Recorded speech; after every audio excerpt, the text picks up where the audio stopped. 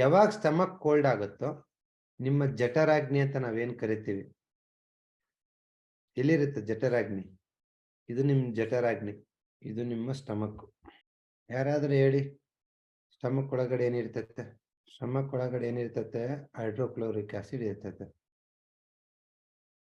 ಅಲ್ವಾ? ಅದರದ್ದು ಗುಣ ಏನು? ಜಠರ ಅಗ್ನಿ ಅಂತೀವಿ ನಾವು. ಅಗ್ನಿ ಅಂದ್ರೆ ಬೆಂಕಿ. ನಿಮಗ್ ಗೊತ್ತಾ ಆ ಬೆಂಕಿ ಎಲ್ಲಿ ತನಕ ಉರಿತೈತೆ ಅಂತ? ಎಲ್ರು ಅನ್ಕೊಂಡ್ಬಿಟ್ಟಿರ ನನ್ನ ಹೊಟ್ಟೆಯಲ್ಲಿ ಜಠರಾಗ್ನಿ ಇರುತ್ತಂತ. ಇಲ್ಲ, ಬೆಂಕಿ ಗುಣ ಏನ್ ಗೊತ್ತಾ? ಮೇಲ್ಮುಖ ಚಲನೆ. ಸ್ಟವ್ ಇಲ್ಲಿರುತ್ತೆ, ಇಲ್ಲಿ ಕೈ ಇಡಿ, ಸುಡ್ತತೆ ಸುಡಕಲ್ಲ? ಸುಡುತ್ತಲ್ವಾ? ಅದೇನದು ಬೆಂಕಿ ಉರಿತಿರೋದು ಇಲ್ಲಿ, ಇಷ್ಟು ಮೇಲೆ ಕೈ ಇಟ್ರು ಸುಡುತ್ತೆ. ಯಾಕೆ ಅಂದ್ರೆ ಬೆಂಕಿಯ ಚಲನೆ ಯಾವತ್ತಿಗೂ ಮೇಲ್ಮುಖ ಚಲನೆ ಇರುತ್ತೆ. ಅದೇ ತರ ನಿಮ್ಮ ಜಠರಾಗ್ನಿ ಚಲನೆ ಮೇಲ್ಮುಖವಾಗಿರುತ್ತೆ. ಎಲ್ಲಿವರೆಗೂ ಇರುತ್ತೆ ಅಂದ್ರೆ, ನಿಮ್ಮ ಸ್ಟಮಕ್ ಜಠರಾಗ್ನಿ ಸ್ಟ್ರಾಂಗ್ ಆಗಿತ್ತಂದ್ರೆ ಆ ಜಠರಾಗ್ನಿ ಮೇಲೆ ಬಂದು ನಿಮ್ ಥ್ರೋಟನ್ನ ವಾರ್ಮ್ ಮಾಡಿ, ಇನ್ನೂ ಮೇಲೆ ಬಂದು ನಿಮ್ ಬಾಯಾರಿಕೆ ಕ್ರಿಯೇಟ್ ಮಾಡಿ, ಇನ್ನೂ ಮೇಲೆ ಬಂದು ಮೂಗನ್ನೆಲ್ಲ ಡ್ರೈ ಮಾಡಿ, ಇನ್ನೂ ಮೇಲೆ ಬಂದು ನಿಮ್ ಕಣ್ಣಿನ ವಿಷನ್ ಕ್ರಿಯೇಟ್ ಮಾಡಿ, ಇನ್ನೂ ಮೇಲೆ ಹೋಗಿ ನಿಮ್ ಮೈಂಡ್ ಥಾಟ್ಸ್ ಕ್ರಿಯೇಟ್ ಮಾಡುತ್ತೆ. ಅಷ್ಟು ಪವರ್ಫುಲ್ ಯಾವುದು? ನಿಮ್ಮ ಜಠರಾಗ್ನಿ. ಆ ತರ ನೀವು ಅದನ್ನ ಕಾಪಾಡ್ಕೋಬೇಕು, ಆ ಜಠರಾಗ್ನಿನ. ನೀವೇನ್ ಮಾಡ್ತಿದ್ರಿ ಗೊತ್ತಾ?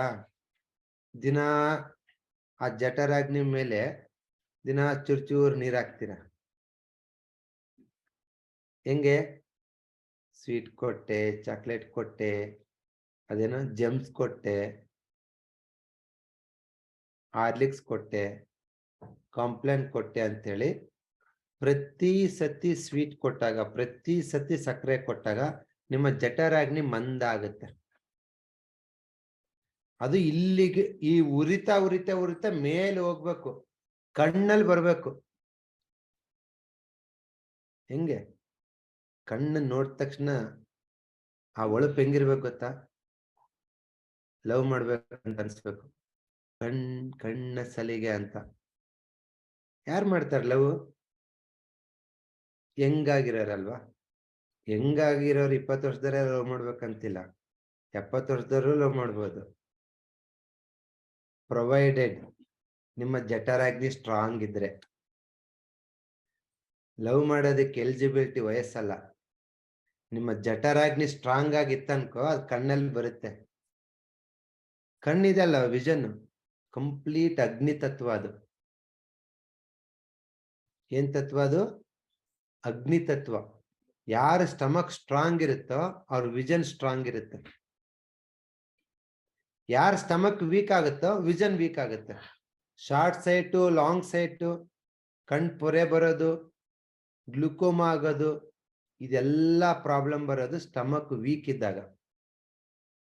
ಯಾವಾಗ ಜಠರಾಗ್ನಿ ಮೇಲ್ಮುಖ ಹೋಗಿ ಕಣ್ಣಲ್ಲಿ ಓಪನ್ ಆಗುತ್ತೋ, ಕಣ್ಣಿ ತನಕ ಬರುತ್ತೋ, ನಾನ್ ನಿಮ್ಗೆ ಗ್ಯಾರಂಟಿ ಕೊಡ್ತೀನಿ, ನಿಮ್ಗೆ 70 ವರ್ಷ ಆದ್ರೂ ಕನ್ನಡಕ ಹಾಕೋಣ ಪ್ರಮೇಯ ಬರಲ್ಲ. ನಾನ್ ನಮ್ಮ ಅಮ್ಮನ್ ನೋಡಿದಾಗ, ಅವ್ರು ಲಾಸ್ಟ್ ಇಯರ್ ತೀರ್ಕೊಂಡಾಗ 70 years, 69, 70. ಅಕ್ಕಿನಲ್ಲಿ ಕಲ್ಲಾಯರು. ನಮ್ಮ ಅಕ್ಕ ಅನ್ನೋರು 40 ವರ್ಷ, ಅಯ್ಯೋ ನನ್ಗೆ ಅಕ್ಕಿನೇ ಕಲ್ಲೆ ಸರಿ ಕಾಣ್ತಾ ಇಲ್ಲ ಅಂತ. ಯಾರು? 40 ವರ್ಷದ ನಮ್ಮಕ್ಕ. ಅದ್ ಹೆಂಗಾಯ್ತ್ರಿ ನೀವು?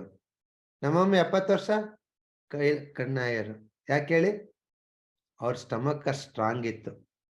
ನಿಮ್ಮ ಮಗುವಿನ ಸ್ಟಮಕ್ ನೀವು ಸ್ಟ್ರೆಂತ್ ಮಾಡಿಲ್ಲ ಅಂದ್ರೆ ನಿಯರ್ ಫ್ಯೂಚರ್ ಅಲ್ಲಿ ಮುಂದೊಂದ್ ದಿನ ನಿಮ್ ಮಗುಗೆ ನೀವು ಕನ್ನಡಕ ಹಾಕ್ಸ್ಬೇಕಾಗತ್ತೆ. ಅದು ಹಾಕಿಸ್ಬಾರ್ದು ಅಂದ್ರೆ ಜಠರಾಗ್ನಿನ ನೀವು ಕಾಪಾಡ್ಬೇಕು. ಎರಡೇ, ಒಂದು ಮಿಸ್ಟೇಕ್ ಮಾಡಬೇಡಿ, ಬೇಡವಾಗಿರೋದು ಕೊಟ್ಟು. ಎರಡನೇದು ಅದ್ರದ್ದು ಸ್ಟಮಕ್, ಹೊಟ್ಟೆನ ಜೀರ್ಣ ಹೆಂಗ್ ಮಾಡುತ್ತೆ? ಅದ್ರಲ್ಲಿ ಏನಾರ ಹಲ್ಲುಗಳು ಇರ್ತಾವ? ಇಲ್ಲ, ಜಸ್ಟ್ ಮೂಮೆಂಟಮ್, ಪೆರಿಸ್ಟಾಲ್ಟಿಯಲ್ ಮೂಮೆಂಟಮ್. ಆ ಚಲನೆ ಹೊಟ್ಟೆಯಲ್ಲಿ ಇರ್ಬೇಕಂದ್ರೆ ನಿಮ್ ಬಾಡಿನ ಚಲನೆಯಲ್ಲಿ ಇರ್ಬೇಕು. ನಿಮ್ಮ ದೇಹದ ಚಲನೆ ಇದ್ದು ನಿಮ್ಮ ದೇಹ ಬಿಸಿಲಿಗೆ ಒಗ್ಗಿಕೊಂಡಿದ್ರೆ ಅಂದ್ರೆ ಜಠರಾಗ್ನಿ, ಜಠರದ ಚಲನೆ ಎರಡು ಸ್ಟ್ರಾಂಗ್ ಇರ್ತವೆ. ನಿಮ್ ಜಠರಾಗ್ನಿ ಎದ್ರ ಮೇಲೆ ಡಿಪೆಂಡ್ ಆಯ್ತು ಗೊತ್ತಾ?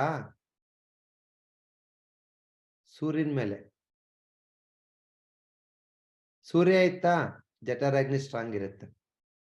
ನೀವು ಅಬ್ಸರ್ವ್ ಮಾಡಿ, ಯಾವತ್ತನ್ನ ಫುಲ್ ಮೋಡ ಕವಿದ ವಾತಾವರಣ ಇರುತ್ತೆ ಅನ್ಕೋ, ಅವಾಗ ಹೊಟ್ಟೆ ಹಸಿವು ಆಗತ್ತ ನಿಮ್ಗೆ? ಆಗತ್ತೆ ಹೊಟ್ಟೆ ಹಸಿವು? ಸರಿ, ಹೊಟ್ಟೆ ಹಸಿವು ಆಗಲ್ಲ. ಯಾಕೆ ಗೊತ್ತಾ? ಸೂರ್ಯನ ಕಿರಣಗಳು ಕಡಿಮೆ ಇರುತ್ತೆ. ಸೊ ಜಠರಾಗ್ನಿ ಸ್ಟ್ರಾಂಗ್ ಇರ್ಬೇಕಂದ್ರೆ ನಿಮ್ಮ ದೇಹ ಚಲನೆಯಲ್ಲಿ ಇರಬೇಕು, ಮತ್ತೆ ಸೂರ್ಯನ ಕಿರಣಗಳಿಗೆ ಒಡ್ಡಬೇಕು. ಅವಾಗ ಆ ಜಠರಾಗ್ನಿ ಮೇಲೆ ಬರುತ್ತೆ. ಹಿಂಗೆ ಮೂಗಲ್ಲಿ ಕಟ್ಟೋದಿರ್ಲಿ, ಏನಿರಲ್ಲ, ರನ್ನಿಂಗ್ ನೋಸ್ ಇರಲ್ಲ, ನೋಸ್ ಬ್ಲಾಕ್ ಇರಲ್ಲ. ಕಣ್ಣು ಅಷ್ಟೇ ಶಾರ್ಪ್ ಆಗಿರುತ್ತೆ. 1 ಕಿಲೋಮೀಟರ್ ದೂರ ನಾಯಿ ಬೆಕ್ಕು ಹೋದ್ರೆ ಹೇಳ್ಬೋದು, ಅಲ್ಲಿ ನಾಯಿ ಓದ್ತೈತೆ, ಅಲ್ಲಿ ಬೆಕ್ಕು ಓದ್ತೈತೆ ಅಂತ. ಎಲ್ಲಾರು ಅನ್ಕೊಂಡ್ಬಿಟ್ಟಿದ್ರೆ ಕಣ್ಣಿನ ತೊಂದ್ರೆ ಇದೆ, ಕಣ್ಣಿನ ಡಾಕ್ಟರ್ ತಗ ಹೋಗ್ಬೇಕು ಅಂತ.